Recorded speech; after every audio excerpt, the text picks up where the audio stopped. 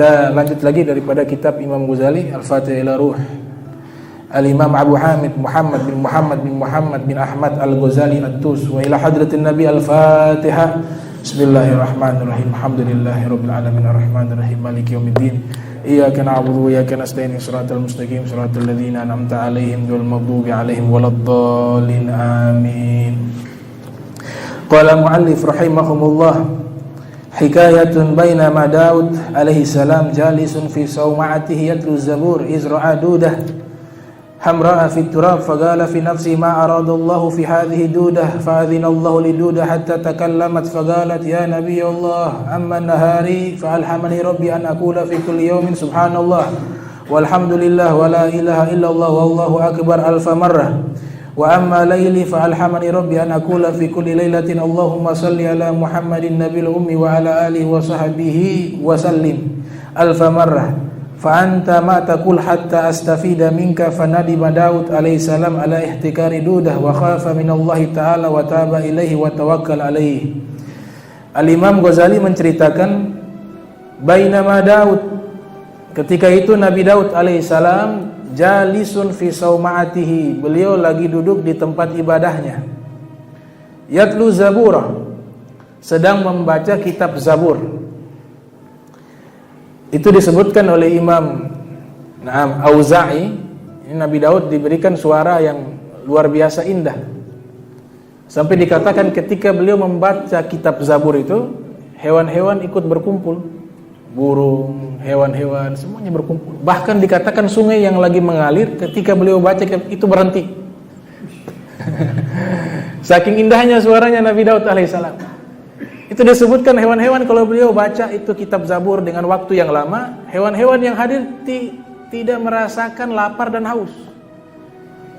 Nanti kalau sampai dibaca terus lama, lupa makan minum sampai mati, karena terhipnotis dengan suara Nabi Daud. Zaman sekarang belum pernah ada orang kayak begitu. Ya, dia nyanyi sampai orang mati tidak sadar. Saking indahnya suaranya, dia dengar sampai mati tidak ada. Nabi Daud dikasih mukjizat seperti itu. Ini bagian mukjizatnya Allah Subhanahu wa taala. Nah, Nabi Daud lagi baca kitab Zabur di tempat ibadahnya. Izra'adu datan hamra, tiba-tiba Nabi Daud melihat ada ulat merah lewat di depannya. Ulat merah. Faqala fi nafsihi, beliau berkata di dalam hati, ma aradallahu fi hadhihi dudah, kenapa Allah Subhanahu wa taala ciptakan ini ulat? Apa dia punya manfaat? Fa'azinallahu lidudah, subhanallah, Allah taala mengizinkan kepada itu ulat. Maka ada kitab lucu namanya Qira'atul Rasyidah. Kitab ketika masih awal-awal belajar bahasa Arab, itu ada kitab, ini kitab luar biasa, kisah tapi ada hikmah. Biasa orang-orang yang belajar di Mesir, di Hadramaut, di sekolah-sekolah Islam di sana, itu kitab komik mereka itu kitab itu, Qira'atul Rasyidah. Ada cerita tapi kesimpulannya ada hikmah. Itu di kitab Qira'atul Rasyidah ini sama seperti Nabi Daud menganggap remeh ini ulat, apa gunanya? Padahal Allah Subhanahu wa taala ciptakan segala sesuatu itu punya kelebihan masing-masing. Ini diceritakan di kitab Qira'atul Rasyidah, cerita antara singa dan tikus. Singa dan tikus. Ketika itu tikus dikejar oleh singa, ya. Singa terkam itu seekor tikus. Singa mengatakan, kamu ini hewan yang tidak ada guna, lemah, kecil, tidak ada manfaat, tidak punya ya kelebihan apapun. Saya ini ya raja hutan, kuat. Akhirnya tikus minta tolong, wahai singa, tolong lepaskan saya masih ingin hidup. Sudah, singa langsung lepaskan. Sudah, saya kasihan sama kamu, saya lepaskan. Singa berjalan di tengah hutan, ada pemburu pasang jaring. Ternyata masuk ke perangkap dari pemburu. Singa itu termasuk di dalam saring, tidak bisa terbuka. Berteriak, tolong, tolong. Orang pertama yang mendengar ucapan ya singa minta tolong, tikus. Tikus datang. Wahai raja hutan, Kenapa engkau? Dia bilang, saya ini masuk di dalam jaring pemburu. Oh, nanti saya tolong kamu. Wah, kamu kecil begitu, mau tolong saya bagaimana? Saya ini raja hutan. Dia bilang, tadi kau sudah selamatkan saya, kau mau bunuh saya, tapi kau kasihan bebaskan saya. Sekarang saya mau balas budi, biar saya tolong kamu. Kata tikus begitu. Nah, tikus punya gigi kan tajam. Dia gigit itu jaring satu persatu. Sampai putus itu jaring, singa lolos keluar. Sampai di hadapan tikus, ini singa terima kasih. Wahai tikus, terima kasih. Saya tidak sangka ternyata kau ada manfaat juga. Saya kira tidak ada manfaat, ternyata kau bisa menolong saya. Saya raja hutan, ternyata butuh pertolongan juga. Kata tikus dengan bahasa hikmah, ya Asad, wahai singa, likulli syai'in maziyah.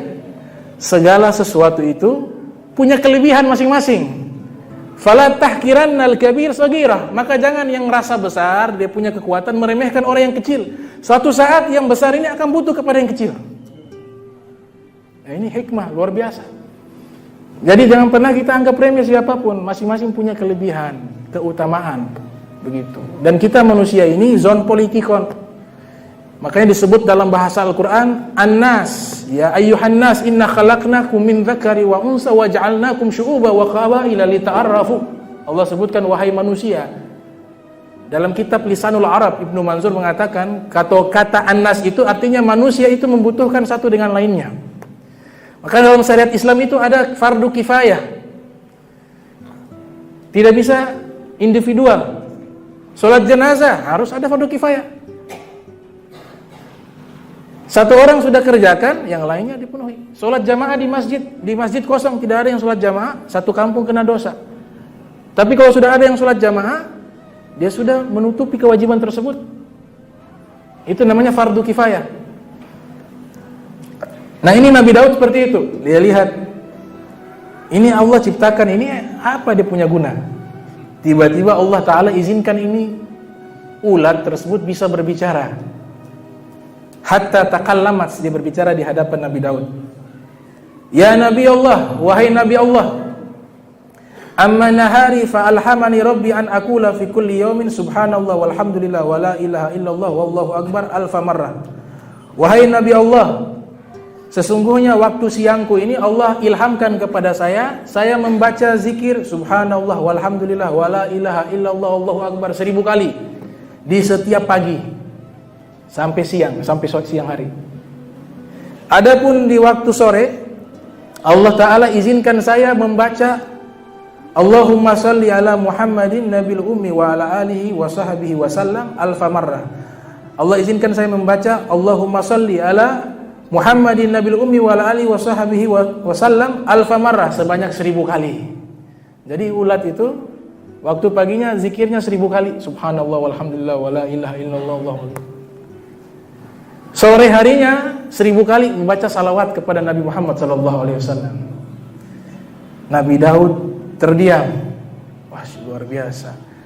Kata ulat, "Fama anta ma taqul?" Kalau engkau baca apa? Ya? Kira-kira engkau siang pagi hari baca berapa kali? Ini ulat balas kepada Nabi Daud. Fa anta ma taqul? Hatta astafidah, sehingga aku bisa ambil ilmu darimu. Apa zikir apa yang kau baca di pagi hari? Zikir apa yang kau baca di sore hari? Fanadima Daud, Nabi Daud pun merasa sedih, menyesal ala ihtikar, atas menganggap remehnya terhadap ulat. Wa khafa minallahi ta'ala wa taba ilaihi wa tawakkal. Kemudian beliau takut kepada Allah dan bertobat kepada Allah Subhanahu wa taala. Jadi semua hewan ini, bahkan benda-benda mati ini, semuanya mereka berzikir kepada Allah Subhanahu wa taala. Allah sebutkan dalam Al-Qur'an, yusabbihu lillahi ma fis samawati wa ma fil ard. Senantiasa yusabbihu. Apa-apa, kalimat apa-apa berarti benda mati juga termasuk. Sesuatu, senantiasa sesuatu itu bertasbih kepada Allah Subhanahu wa taala, baik yang ada di langit ataupun yang ada di bumi, termasuk hewan juga. Itu, mereka berzikir kepada Allah Subhanahu wa taala. Kemudian di cerita ini luar biasanya juga, Ternyata Nabi kita Muhammad sallallahu alaihi wasallam juga dari kalangan hewan juga bersalawat kepada Rasul sallallahu alaihi wasallam. Dan Nabi Daud tidak bertanya lagi, siapa itu Muhammad? Tidak. Kenapa? Karena seluruh nabi sudah kenal siapa Nabi Muhammad sallallahu alaihi wasallam. Wa iz qala Isa ibn Maryam ya bani Israil inni rasulullah ilaikum musaddiqan lima baina yadayya minat taurat mubasysyiran bir rasul ya'ti min ba'di ismu Ahmad. Falamma ja'ahum bil bayyinati qalu hadza syihrun mubin. Ketika Nabi Isa berkata, wa iz qala Isa kepada kaumnya Bani Israel, wa iz qala Isa ibni Maryam ya Bani Israel inni rasulullah ilaikum, wahai Bani Israel, aku ini utusan Allah kepada kalian. Wa mubasysyiran bir rasul ya'ti min ba'di Ahmad. Dan Nabi Isa mengabarkan nanti datang setelahku seorang nabi yang namanya Ahmad. Jadi semua nabi itu selalu mengabarkan kepada umatnya tentang sosok Nabi kita Muhammad sallallahu alaihi wasallam. Makanya Nabi sebutkan di dalam hadis, ismi fil Quran Muhammad, namaku dalam Al-Quran Muhammad. Wa ismi fil Injil Ahmad, namaku di kitab Injil Ahmad. Wa ismi fil Taurat Uhaid, namaku di kitab Taurat Uhaid. Dinamakan saya Uhaid karena saya menjauhkan umat saya dari api neraka, kata Rasul sallallahu alaihi wasallam. Karena nanti semua para nabi, mereka di hari kiamat itu tidak punya izin oleh Allah Ta'ala, bahkan untuk masuk ke surga harus tunggu Nabi Muhammad SAW. Seandainya Nabi belum masuk surga, ya mereka tidak bisa masuk surga. Karena yang memegang kunci surga Rasul Sallallahu Alaihi Wasallam. Bahkan malaikat penjaga pintu surga, Al-Imam Abdul Rauf Al-Munawi, ada ulama namanya Abdul Rauf Al-Munawi, lahir tahun 952 Hijriah, meninggal 131 Hijriah. Beliau adalah murid daripada Imam Romli, juga Abdul Wahab Sya'rani. Beliau punya kitab namanya Faidul Qadir. Faidul Qadir ada 6 jilid. Faidul Qadir ala syarhi Jami' as-Saghir min ahadits Basyirin Nadhir. Sarah daripada kitab Jami'us Shaghir, susunan daripada Al-Imam Abdurrahman bin Abu Bakar As-Suyuti yang lahir 849 Hijriah, meninggal 911 Hijriah. Nama kitabnya yang pertama Jam'ul Jawami', kumpulan hadis terlalu banyak, beliau rangkum, namanya Jami'us Shaghir. Nah, Jami'us Shaghir ini dijelaskan oleh ulama setelahnya, namanya Al-Imam Al-Munawi.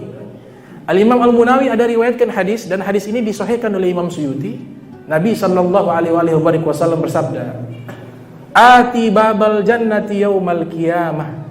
Saya nanti datang ke pintu surga di hari kiamat. Fa astaftihu. Saya meminta malaikat bukakan pintu surga. Fa yaqulul khazin. Berkata malaikat penjaga pintu surga, yaitu malaikat Ridwan, kata Imam Al-Munawi. Man anta? Kamu siapa? Karena posisinya malaikat yang jaga di dalam, Nabi lagi di luar. Makanya tidak mengenali siapa yang mengetok pintu. Fayaqulu man anta? Siapa engkau? Fa'aqulu, kata Nabi, saya berkata Muhammad. Saya adalah Nabi Muhammad sallallahu alaihi wasallam. Fayaqulul khazin, bika umirtu an la aftaha li ahadin qablak. Saya hanya diperintahkan oleh Allah Subhanahu wa taala membukakan pintu surga hanya kepada engkau saja ya Rasulullah, yang lain tidak bisa. Hanya untuk Nabi Muhammad sallallahu alaihi wasallam. Dalam riwayat yang sahih disebutkan dalam kitab Jami'us Shaghir dari Anas bin Malik, Rasul sallallahu alaihi wasallam bersabda, "Aqra'u baba jannah fayuftahu li babun min dhahab wa halquhu min fiddah." Saya mengetok pintu surga, kemudian pintu surga itu dibukakan untuk saya, kata Rasulullah SAW. Pintunya terbuat dari emas dan gagang pintunya terbuat dari perak, kata Nabi Sallallahu Alaihi Wasallam. Dalam riwayat yang lain Rasul Sallallahu Alaihi Wasallam dari Umar bin Khattab, itu hadis riwayat Al-Imam Daruqutni. Rasul Sallallahu Alaihi Wasallam bersabda, "Innal jannata," sesungguhnya surga, hurrimat alal anbiya'i kullihim, diharamkan bagi seluruh nabi, hatta adkhulaha, hingga aku yang masuk terlebih dahulu, kata Nabi sallallahu alaihi wasallam. Wa hurrimat 'alal umami, dan diharamkan bagi seluruh umat, hatta tadkhula ummati, hingga umatku masuk terlebih dahulu baru umat yang lain masuk, kata Nabi Muhammad sallallahu alaihi wasallam. Kemudian Nabi yang pertama masuk. Makanya di situ ada adab bertamu. Ulama membuat istinbat hukum. Adab bertamu yang pertama sebagaimana Rasulullah SAW lakukan, qara'ul bab, mengetok pintu. Jangan langsung masuk begitu. Ketuk. Walau pintunya terbuka, harus memberikan ketukan disertai dengan ucapan salam. Assalamualaikum warahmatullahi wabarakatuh. Diketok. Makanya Nabi itu ketok. Kemudian yang punya rumah seandainya tertutup, dia disunahkan menanyakan nama. Sebagaimana malaikat bertanya kepada Nabi sallallahu alaihi wasallam, "Man anta?" Siapa di luar? Yang tamu juga harus menjawab dengan kalimat atau dengan menyebutkan nama. Nabi sebutkan nama, Muhammad. Baru dibukakan.